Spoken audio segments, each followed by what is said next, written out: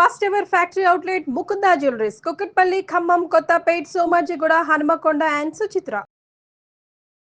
మిమ్మల్ని చూడగానే బేసిక్లీ ఒక క్వశ్చన్ అడగాలనిపించింది నాకు. నేను చిన్నప్పుడు చదువుకుంటున్న ఏజ్ లో చంద్రముఖి సీరియల్ వచ్చేది, అక్క మీరు పేరుగా చేసేవారు. అప్పటి నుంచి మీ సీరియల్ కి మీకు ఫ్యాన్ అన్నమాట. సో ఇప్పుడు మేము పెద్దగా అయిపోయాము, మీరు మాత్రం ఇయర్స్ పెరుగుతున్నా అంతే యంగ్ గా. ఇయర్స్ పెరిగే కొద్దీ ఇంకా గ్లామర్ పెరుగుతుంది. అంటే మీకు చాలా ఉన్నాయి, ఇన్ఫర్మేషన్ ఉంది నా చిన్నప్పుడు, నా స్కూలు. సీరియస్లీ అప్పుడు ఎలా ఉన్నారు, ఇప్పుడు అంతకు మించి అంటే ఇంకా ఇంకా అందం పెరుగుతుంది. అంటే మీ గ్లామర్ సీక్రెట్. థ్యాంక్ యూ అంటే నాకంటే మెయింటైన్ చేసే వాళ్ళు చాలా మంది ఉన్నారు సినిమాల్లో కానీ అట్లా కానీ. ఏం లేదండి, nothing, little bit of care, ఒక డైట్, ఫిట్నెస్ అంటే వర్కౌట్స్, ఇంతే. తింటాం, తిన్నది అరిగించుకోవటం, ఇంతే, సింపుల్, అంతే, nothing more than that. So ఎంత ఎదిగినా కూడా ఒదుగుండే పర్సన్ ఎవరైనా ఉన్నారు అంటే ఎక్కువ మీ నేమ్ వినిపిస్తుంది. అంటే అంత సైలెంట్ గా, ఎక్కువ హడావిడి లేకుండా, ఇప్పుడు కూల్ గా, అలా ఎలా ఉంటారు? మెయిన్ గా మైండ్కి ఏం తీసుకోను. బేసిక్గా టెన్షన్స్ అవనివ్వండి, బీట్ గుడ్ ఆర్ బ్యాడ్, ఏది నేను అంత మైండ్కి ఎక్కిచ్చేసుకుని అట్లా ఉండను. వాట్ నెక్స్ట్ అనే టైప్లోనే ఉంటాను. స్మాల్ స్క్రీన్ లో మొత్తం మీ జెండా పాతిస్తారు. సో మీ బిగ్ స్క్రీన్ లో మిమ్మల్ని హీరోగా చూసే ఛాన్సెస్ ఉన్నాయా? ఏమో, అంటే నాకు ఆ కోరిక అదే అయితే ఉంది. అండ్ కథలు వింటున్నాను కొన్ని, అందులో సూటబుల్ ఉండాలి, అండ్ అవి మెటీరియలైజ్ అవ్వాలి. అన్ని కొంచెం టైం ప్రాసెస్, మేబీ, అంటే ఇట్స్ ఇన్ ప్రాసెస్. త్వరలో చూడొచ్చు, ఎక్స్పెక్ట్ చేయొచ్చు, if everything goes good. So ప్రతి ఒక్కరికి సొంత ఇంటి కళ ఉంటుంది. సో రీసెంట్ గా గృహప్రవేశం చేశారు, ఆ ఫీల్ ఎలా ఉంది? చిన్న కరెక్షన్ ఏంటంటే, అఫ్కోర్స్ మీరు అన్నది దాంట్లో రాంగ్ కాదు, కానీ సొంత ఇల్లే, కానీ అది మా అత్తయ్య మామయ్య వాళ్ళ కోసం యాక్చువల్లీ తీసుకున్నాము. ఓకే. మన పేరెంట్స్ కానీ మన పెద్దవాళ్ళు చాలామంది వాళ్ళ లైఫ్లో ఒక తీరని కళ అని చెప్పొచ్చు సొంత ఇల్లు అనేది. ఎందుకంటే వాళ్ళు చాలా కష్టపడతారు, ఇయర్స్ టుగెదర్. అప్పట్లో ఉన్న ఉద్యోగాలు, అప్పట్లో ఉన్న జీతాలు, వాటికి వాళ్ళకున్న పిల్లల్ని పెంచడానికి, వీటికే ఎక్కువ మంది సంతానం ఉంటే వాళ్ళకి అదే సరిపోతుంది, వాళ్ళని తీర్చిదిద్దటం. అండ్ సొంత ఇల్లు అనేది వాళ్ళకి కలగానే మిగిలిపోతుంది. సో అలా ఇది నా వైఫ్ మంజు వాళ్ళ పేరెంట్స్ డ్రీమ్ సొంత ఇల్లు అనేది. సో వాళ్ళ కోసం మేము కలిసి తీసుకున్న హౌస్ అది. ఓకే. సో ఫర్దర్ గా ఏ మూవీస్ రాబోతున్నాయి, ఏమైనా ప్రాజెక్ట్స్ సైన్ చేశారా? ఇది వెబ్ సిరీస్ ఒకటి ఇదిలో ఉంది, అండ్ వెబ్ మూవీ ఒకటి. సో ఇవన్నీ ఇన్ ప్రాసెస్ అన్నమాట. ఇన్ ప్రాసెస్ లో కొంచెం మెటీరియలైజ్ అవడానికి టైం పడుతుంది. ఓకే. సో గ్రీన్ టీ కూడా తాగుతూ మాట్లాడొచ్చు, ఆ గ్యాప్ ఇవ్వట్లేదు అంటారా? అదే లేదు, కొంచెం వేడిగా ఉంది. ఓకే. సో మీ నాన్నగారి నుంచి మీరు నేర్చుకున్న ది బెస్ట్ థింగ్ ఏంటి అంటే ఏం చెప్తారు? అంటే ఆయన ఈరోజు కొంచెం నాకున్న డిసిప్లిన్ అవ్వచ్చు, లేదా నేను నా ఫ్యామిలీని మేనేజ్ చేసుకుని ఫైనాన్షియల్ మేనేజ్మెంట్ కానీ, అది ఆయన దగ్గర నుంచి తెలియకుండానే నేను నేర్చుకున్నానని చెప్పాలి. అంటే నేను రియలైజ్ అయ్యే టైంకే ఆయన కొంతవరకు నేర్పించారు. ఓకే. ఇప్పుడున్న కొంచెం యూట్యూబ్ జ్ఞానంతో ఇంకొంచెం దాన్ని పెంచుకున్నాను. సో అంటే ఆయన writings is a great inspiration. Okay. ఆయనలా రాయాలి అని నాకు చాలా కోరిక ఉంటుంది. బట్ నేను as an actor I'm busy కాబట్టి రైటింగ్ సైడ్ కొంచెం తక్కువ. బట్ ఆయనలా రాయాలి అనేది, ఆయన రాయలేను ఫస్ట్ పాయింట్, బట్ ఆయనలా రాయగలగాలి అనేది నాకు అదొక దట్స్. ట్రై చేశారా ఏమైనా ఇప్పటి వరకు? నేను అడపదడప రాస్తుంటాను. నెక్స్ట్ నువ్వే అనే మూవీకి యాక్చువల్ డైలాగ్స్ రాశాను అప్పుడు. ఓకే. బట్ ఆ కెరియర్ ఆ యాంగిల్లో నేను ఎప్పుడు కంటిన్యూ చేయలే. నిరుపమ్ గారిలో యాక్టరే కాకుండా మంచి రైటర్ కూడా ఉన్నారు. అది ఫాదర్ ఆయన రాసేటప్పుడే, ఆయన చేసే ప్రాజెక్ట్స్ లోనే నాకు 4 సీన్లు ఇవ్వటం, రాయరా అంటాం, అట్లా తెలియకుండానే ఎంకరేజ్ చేశారు, కొంచెం నేర్పించారు. ఫ్రెష్ గా ఇప్పుడు మంజుల గారికి మీరు ప్రపోజ్ చేయాలి అంటే కొన్ని వర్డ్స్ మీ ఓన్ వర్డ్స్ లో ఎలా ప్రపోజ్ చేస్తారు మీ రైటింగ్స్ లో? ఎప్పుడైనా ఆవిడ కోసం ఏమైనా రాసారా? ఇది వరకు రాసాము, అంటే ఎప్పుడు the beginning of our journey Chandramukhi అన్నారు కదా, ఆ టైంలోనే అప్పుడు రాసుకునేవారా? ఓకే. ఇద్దరు ఏదైనా గుర్తుందా అంటే మీరు తన కోసం పర్టికులర్ గా ఇష్టపడి రాసింది? నిజంగానే గుర్తుండవు. ఆ టైంలో, ఆ మూమెంట్ లో ఎవడో లోపల నుంచి వచ్చి రాయిస్తాడు కదా, అలా రాసి సో అబ్బాయిలు స్ట్రాటజీ అంటారు కదా, అంటే పడే వరకే రా, పడిన తర్వాత ఏం గుర్తుండవు, వన్స్ అమ్మాయి మన లైఫ్ లోకి వచ్చిన తర్వాత అన్ని మర్చిపోతారు. అంటే ఫ్లాష్ బ్యాక్ లో ఉండకూడదు కదా, ప్రెసెంట్ ఏంటని చూడాలి లేదా ఫ్యూచర్ ఏంటని చూసుకోవాలి, అందుకని జరిగిపోయిన అలా మర్చిపోతూ ఉంటారు. సో ప్రెసెంట్ ఏమైనా కొన్ని వర్డ్స్ తన కోసం ఏమైనా డెడికేట్ చేయగలరా, ఒక ప్రపోజల్ లా కానివ్వండి, మీరు ఏదైనా కన్వే చేయాలి అనుకున్నది? సింపుల్, అంటే నువ్వు లేనిదే నేను లేను అంతే. అంతే. ఏమన్నా చెప్పారు, ఇంప్రెస్డ్ అక్కడ. మీరు ఫాదర్ అయిన తర్వాత, అంటే బిఫోర్ మీకు మ్యారేజ్ కి ముందు నాన్నగారిని ఎప్పుడైనా తెలుసో తెలియకో హర్ట్ చేసి ఉంటారు కదా, ఆ రియలైజేషన్ మనం, అంటే మన పేరెంట్స్ మనకి చెప్తే వీళ్ళు ఎప్పుడు చెప్పిందే చెప్తూ ఉంటారు అనే ఒక వర్షన్ ఉంటుంది.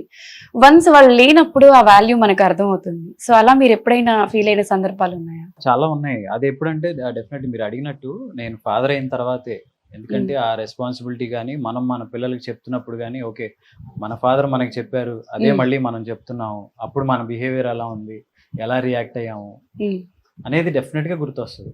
అంటే ఇది ప్రతి వాళ్ళ జీవితంలో లైఫ్ సైకిల్లో ఎక్కడో చోట స్ట్రైక్ అవుతుంది. అంటే మనం హస్బెండ్ నుంచి ఫాదర్ అవుతాము, ఫాదర్ అయిన తర్వాత మన ఫాదర్స్ ప్లేస్ లో మనం ఉంటాము. సో మన కొడుకు వాడు మనకి ఎదురు తిరిగినప్పుడు లేదా మన మాట విన్నప్పుడు మన రియాక్షన్, అంటే ఏ సినిమా కట్టింగ్ లాగా ఇప్పుడు మనం అప్పుడు మనం అట్లా చాలా సందర్భాల్లో నేను రియలైజ్ అయ్యాను. ఇంకా ఆయన ఉంటే మేబీ ఎలా రియాక్ట్ అవుతా నాకు తెలియదు, కానీ ఐ ఫెల్ట్ ఏమో అలా చేసి ఉండకూడదేమో, అప్పుడు అట్లా ఆయన మాట విని ఉండాల్సిందేమో అనిపిస్తూ ఉంటుంది చాలాసార్లు. ఓకే. సో మీ అబ్బాయి అక్షయ్ అండ్ మీకు ఎక్కువ క్లోజా లేకపోతే మంజుల గారికి ఎక్కువ క్లోజా? వాడు మదర్కే ఎక్కువ క్లోజ్. మదర్కే ఎక్కువ క్లోజ్. ఎందుకంటే నేను కొంచెం రెస్ట్రిక్షన్స్ పెడుతుంటాను. అంటే ఫుడ్ విషయంలోనే, పెద్ద వేరే ఏం కాదు, ఫుడ్ విషయంలో కానీ కొంచెం యాక్టివిటీస్ విషయంలో కానీ అవి జనరల్ గా పిల్లలకి నచ్చవు కదా. సో మదర్స్ అనేవి కొంచెం మదర్స్ ఎక్కువ ప్యాంపర్ చేస్తారు. సో వాళ్ళ మాట విన్నప్పుడు నాన్నతో చెప్తానని మేము, నాన్న అనేవాడు ఇప్పుడు భయం చూపించడానికే ఉంటాడు. డాటర్స్ ఉంటే ఐ మీన్ లైక్ ఫాదర్స్ ఎక్కువ ప్యాంపర్ చేస్తారు. సో ప్యాంపరింగ్ అట్ సైడ్ నుంచి ఎక్కువగా ఉంటుంది. అంటే పర్టికులర్ గా ఇప్పుడు మీరు ఏమైనా అనుకుంటారా తనతో ఇదే చేయించాలి, లైక్ ఇది చదివించాలి అలా?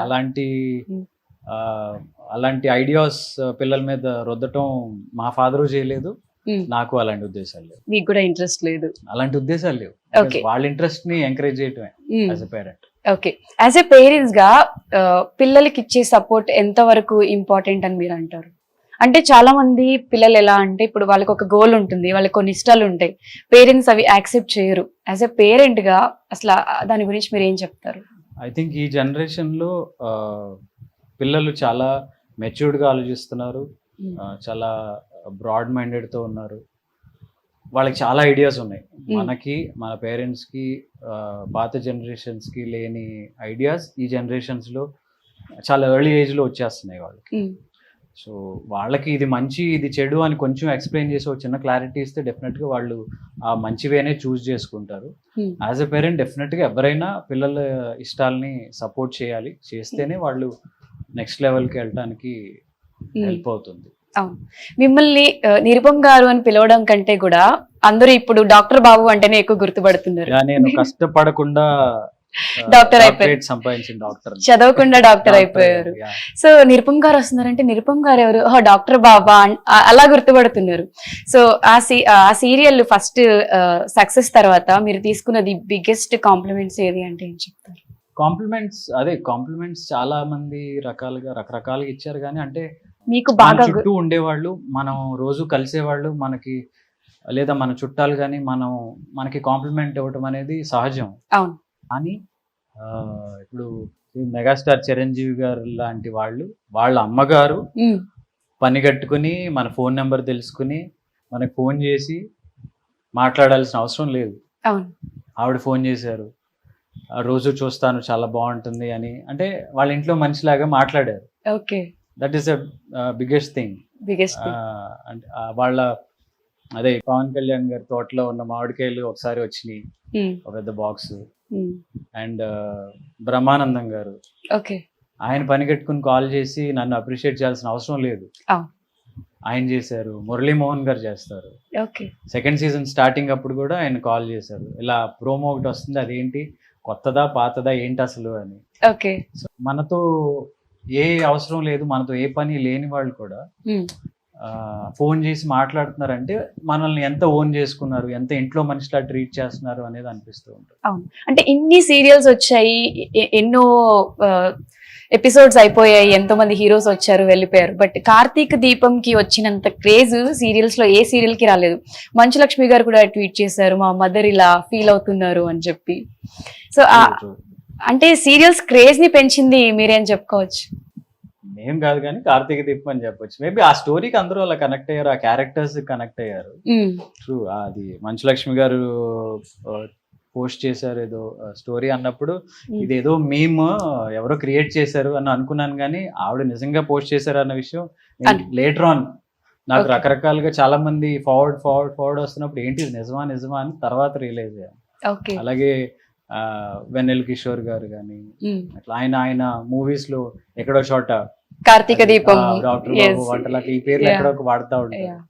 సో అట్లా అంటే కామన్ పీపుల్ సీరియల్స్ చూడడం వేరు, నార్మల్ గా ఇంట్లో అమ్మవాళ్ళు అమ్మమ్మలు మాలాంటి వాళ్ళు చూస్తాం, బట్ సెలబ్రిటీస్ నుంచి ఈ అప్రిషియేషన్ రావడం అనేది చాలా గ్రేట్.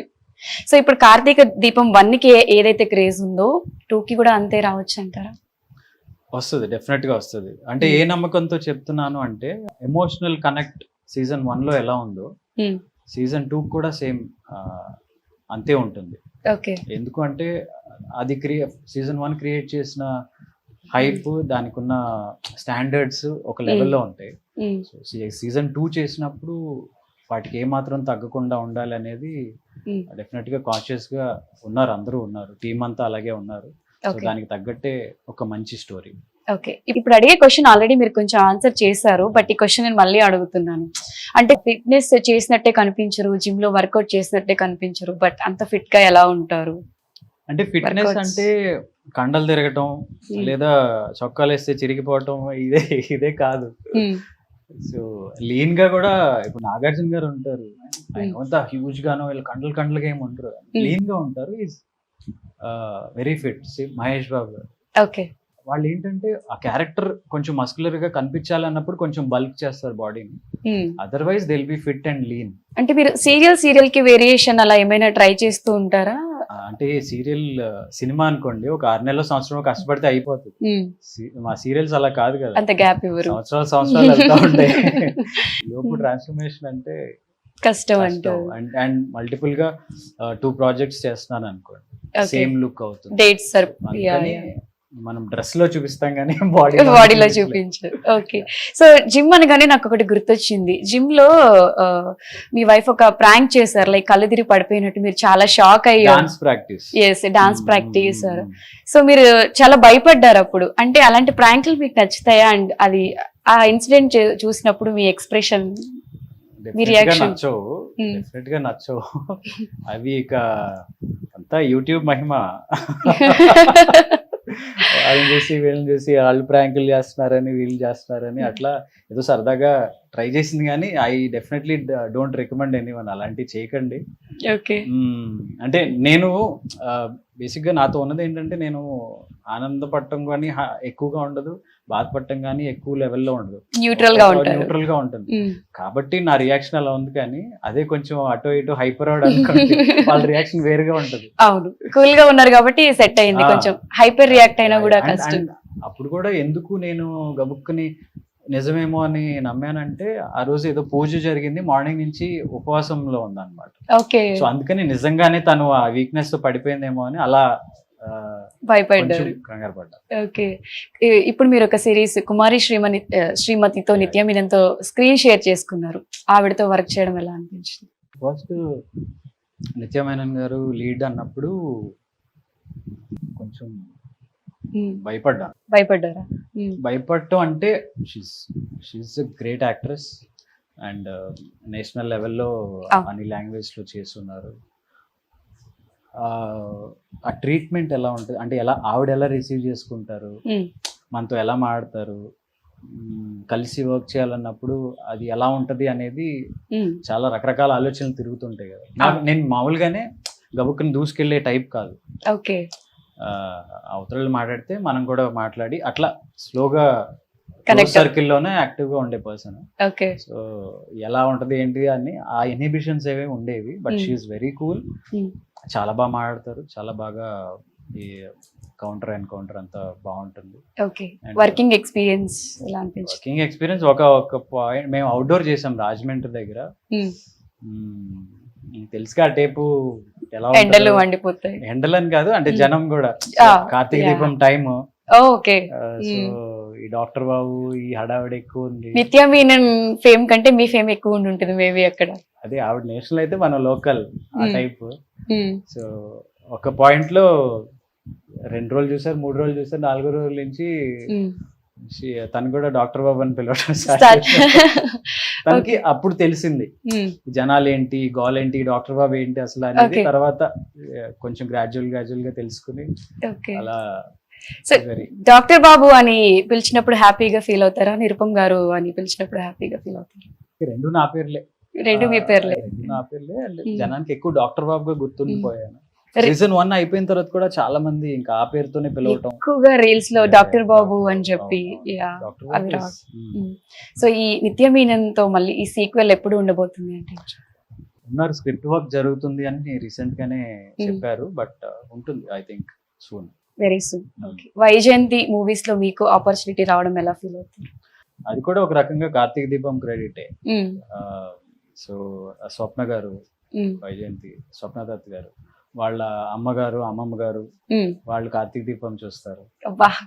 మీ క్రేజ్, మీ గ్రాఫ్ ని ఇలా పెంచేసింది. వాళ్ళు చూడటం వల్ల స్వప్న గారు అంతకు ముందే పరిచయం.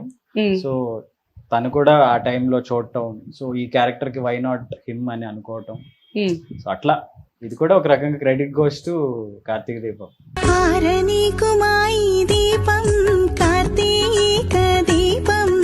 కార్తీక దీపం మొత్తం ఎంటైర్ అంటే మార్చేసింది అంటారా? అదే అంటే మై గ్రాటిట్యూడ్ టు స్వప్న గారు. ఎందుకంటే చాలా మందికి తెలుసు ఏంటి కార్తీక దీపం అనేది ఒక దానికి ఒక క్రేజ్ ఉంది, ఎక్కువ మంది చూస్తారని తెలుసు. కానీ సో అతన్ని మనం ఎందుకు సిరీస్ లో పెట్టాలి అనే థాట్ చాలా తక్కువ మందికి వస్తుంది. సో అది ఆ స్టెప్ తీసుకున్నందుకు ఐ షుడ్ థ్యాంక్ స్వప్న గారు. ఓకే. ఇంకేమైనా వెబ్ సిరీస్ చేయబోతున్నారు? అదే కొన్ని టాక్స్ లో ఉన్నాయండి, కొన్ని ఇంకా ప్రాసెస్ లో ఉంది, అవన్నీ మెటీరియలైజ్ అయితే. ఓకే. సో చంద్రముఖి తర్వాత మంజుల గారిది మీది పేరు మళ్ళీ ఆన్ స్క్రీన్ ఇద్దరు ఒకటే సీరియల్లో చూసే ఛాన్సెస్ ఉన్నాయా? అంటే చాలా మంది వెయిట్ చేస్తూ ఉంటారు మీ పేరు ఎవర్ గ్రీన్ ఎప్పుడు అలానే ఉంటారు అని చెప్పి. ఇప్పుడు కరెంట్ గా ఇమీడియట్ గానా అంటే సీరియల్స్ లో అంటే కష్టం అనే చెప్పాలి. కష్టం అనే చెప్పాలి. అంటే మీ షెడ్యూల్, ఆవిడ షెడ్యూల్ బిజీ అని కాదు, కానీ తను ఏంటంటే she move on to the next category. Okay. Heroine గా చేయట్లేదు కదా తను. సో తన నెక్స్ట్ లెవెల్ క్యారెక్టర్స్ కి వెళ్ళింది. సో అందుకని ఆ మ్యాచింగ్ మిస్ మ్యాచ్ అనేది ఉంటుంది. హీరోయిన్స్ ఇప్పుడున్న టైంలో హీరోయిన్స్ లైఫ్ స్పాన్ అనేది తగ్గిపోయింది. ఇదివరకు ఒక హీరోయిన్ వచ్చిందంటే కొంతకాలం హీరోయిన్ గానే చేసేది. డిఫరెంట్ కాంపిటీషన్ కూడా పెరిగింది కాబట్టి పెరిగిపోయింది. అండ్ ఇప్పుడు వచ్చిన వాళ్ళని ప్రతి కొత్త ప్రాజెక్ట్ కి న్యూ కమర్స్ కావాలి, కొత్త వాళ్ళు కావాలి అంటం వల్ల ఎక్కువ మంది కొత్త వాళ్ళు వస్తున్నారు, ఎక్కువ repeat అవ్వట్లా. Okay. So Hanuman Jayanti రోజు ఎక్కువ టైం టెంపుల్లోనే స్పెండ్ చేస్తారు కదా మీరు, అంత గట్టిగా దేవుణ్ణి ఏం కోరుకున్నారు? హనుమాన్ జయంతి రోజు తెచ్చుకుంటాను. గుర్తు తెచ్చుకుంటున్నారా? ఏం మొక్కుకున్నారు అంటే? అన్ని మొక్కుకుని ఉంటారు. హనుమాన్ జయంతి కాదు కానీ మంగళవారం నేను సుబ్రహ్మణ్యేశ్వర స్వామి గుడికి వెళ్తాను. అక్కడే హనుమాన్ టెంపుల్ కూడా ఉంటుంది. ఓకే. సో అట్లా అన్ని కలిసి వచ్చినాయి. శివుడు అట్లే జనరల్ భక్తి అనేది కొంచెం ఓవర్ గా లేదు కానీ ఉంది. ఓకే. సో కొంచెం గట్టిగానే కోరుకుంటూ ఉంటాను. ఓకే.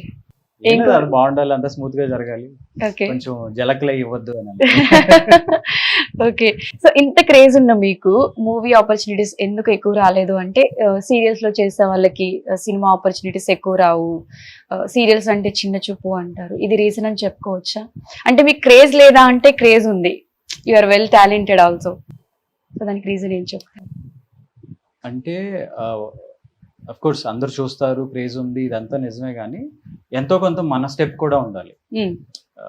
వెళ్ళి కలవటం కానీ, ఒక సినిమా జరుగుతుందంటే డైరెక్టర్ని కలవటం, ప్రొడ్యూసర్ని కలవటం, ఇట్లా ఒక స్టెప్ మనం కూడా ముందుకేస్తే వాళ్ళు కూడా ఓకే వీడు ఉన్నాడు కదా, వీడు సూటబుల్లే కదా అనే ఆలోచన వాళ్ళకి రావచ్చు. బట్ నా సైడ్ నుంచి నేను స్టెప్ వేయను. ఓకే. ఎందుకంటే ఈ షెడ్యూల్స్ ఇవే సరిపోతాయి. అండ్ నేను ఇందాక చెప్పినట్టు గబుక్కుని కొత్త వాళ్ళ దగ్గరికి నేను వెళ్ళటం అనేది, ఆపర్చునిటీస్ మిమ్మల్ని వెతుక్కుంటూ వస్తే రావాలి అనే కూర్చొని, కానీ అట్లా కూడా ఉండదు. కొంచెం బాగా తెలిసిన వాళ్ళు ఉంటే మాట్లాడతాను, కలుస్తాను. ఆల్టుగెదర్ మనమే వెళ్ళి పరిచయం చేసుకుని మాట్లాడాలంటే కొంచెం సిగ్గుతో కూడిన బిడియం వల్ల వచ్చిన ఇవన్నీ ఉంటాయి కదా, అంతే తప్ప వేరేం లేదు. అండ్ మీరు అన్నట్టుగా సీరియల్స్ చేస్తున్నారు కదా అనే పాయింట్ కూడా నేను చాలా చోట్ల విన్నారు. ఉంది, అది కూడా, అది లేదని చెప్పాను, డెఫినెట్గా ఉంది. సో ఇన్ ఫ్యూచర్ లో నాన్నగారులో మీరు కూడా నెగటివ్ రోల్స్ చేసే ఛాన్సెస్ ఉన్నాయా? ఛాన్సెస్ ఉన్నాయా అంటే ఇక చెప్పలేను, కానీ చేయటం అయితే నాకు కూడా ఇష్టం. చేయడం ఇష్టం. అంటే టీవీలో అయితే చేయను, చేస్తే సినిమాల్లో చేస్తే. టీవీలో యాక్సెప్ట్ చేయరని నా బలమైన ఫీలింగ్. ఓకే. ఎందుకంటే వాళ్ళు ఒక ఇంట్లో మనిషిలాగా, ఓన్ చేసుకున్నారు, సొంత కొడుకులాగా ఈ ఇమేజ్ లో చూస్తారు. సో గౌకు నేను ఏదైనా నెగిటివ్ లేదు ఇంకోలాగా ప్లే చేసి సాడిస్ట్ గానే ప్లే చేశానంటే అంత త్వరగా యాక్సెప్ట్ చేయరు, ఎత్తుక్కుంటూ వచ్చి కొడతారు. So clarity. ఇది పొలిటికల్ టైం కాబట్టి నిరుపమ్ గారు ఏ పార్టీకి సపోర్ట్ చేస్తారు? Weekend party. పొలిటికల్ స్టాండ్స్ ఏం లేవండి. ఓకే. అసలు ఏ కాంట్రవర్సీ లేకుండా, అంటే ఫేవరెట్ పొలిటీషియన్ అలా ఉంటారు కదా, మీకు అలా ఎవరు లేరా?